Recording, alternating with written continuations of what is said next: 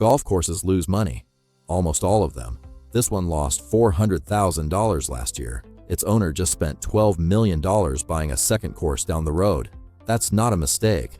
That's the business. Meet the kind of buyer this industry actually attracts: a retired tech executive or a regional real estate developer.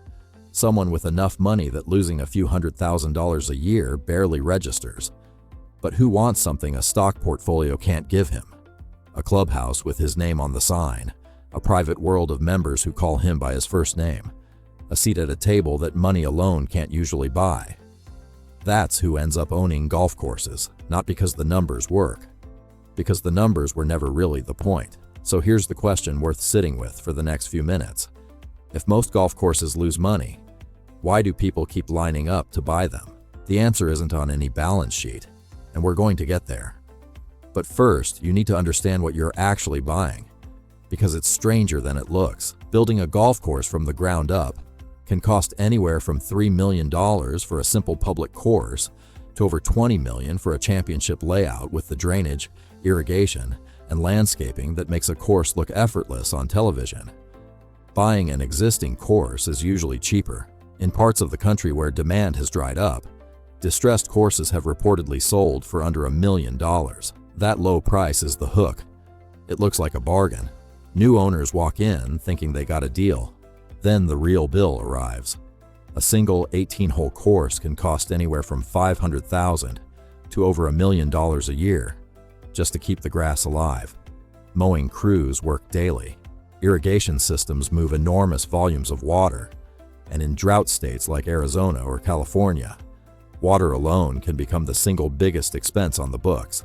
Add fertilizer, bunker sand, turf replacement, and a small army of groundskeepers, and the picture gets clearer. Golf courses have earned a nickname among the people who run them: the most beautiful money pits in America. Which brings us back to that buyer. Why would anyone sign up for this? Here's the part most people get wrong before they even open the checkbook. They think they're buying golf. They're actually buying belonging. A membership fee isn't really payment for 18 holes. It's payment for a network, a social circle, a version of yourself reflected back by people who nod when you walk into the clubhouse. Business deals get made over golf carts far more often than they get made in conference rooms. For a certain kind of owner, running a course at a loss is simply the price of staying inside that room. No different than paying dues for a private jet club or a box at the opera. That psychology explains why people buy in. It doesn't explain how the ones who survive actually stay afloat. And that's where the business gets genuinely clever. Golf itself, the actual sport, is often barely profitable at all. The real money hides in what surrounds it. Green fees bring in cash, sure, paid by golfers per round. Membership dues bring in steady income, whether members show up 5 times a month or 0. The pro shop sells clubs and apparel at retail markup. But watch what happens on a Saturday in June. A single wedding reception in the clubhouse can bring in more revenue than 3 straight weeks of green fees. Food and beverage, especially the bar after a round, often outperforms the golf itself. At the best run courses, golf is treated almost like a loss leader, the thing that gets people through the gate, while weddings, banquets, and events quietly carry the business on their back. But even that isn't the real engine. The real engine is underneath the grass, and it's the part most golfers never think about.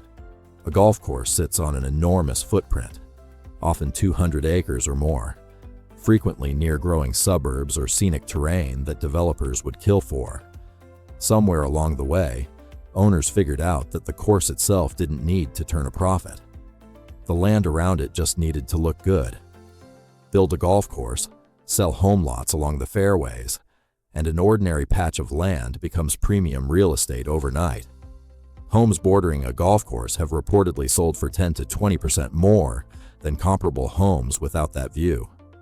In more than a few developments, the golf course was never actually built to make money playing golf. It was built to inflate the price tag on the houses around it, which raises an uncomfortable question. If the land underneath is worth more than the golf on top of it, why keep the golf course at all? For hundreds of owners across the country over the past 2 decades, the answer was, don't.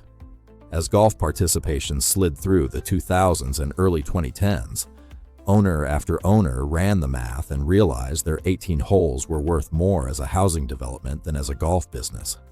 Bulldozers moved in. Fairways became subdivisions. Golf, for the first time in generations, was losing a straight fight against the value of the dirt beneath it. Take Trump National Doral in Miami, reportedly purchased for around $150 million. In several reported years, the course itself operated at a loss. What kept it standing wasn't green fees. It was brand value and event hosting. Weddings, corporate retreats, tournaments. The same formula on a much larger stage. Compare that to a small municipal course on the other end of the spectrum, run by a local government, surviving purely because taxpayers subsidize the losses year after year, treated not as a business at all, but as a community amenity, like a public pool or a library. Between those two extremes sit thousands of private clubs, quietly breaking even, kept alive by members who keep paying dues simply to remain part of something. And that's exactly where most new owners get it wrong. They fall in love with the golf and forget they've bought a business.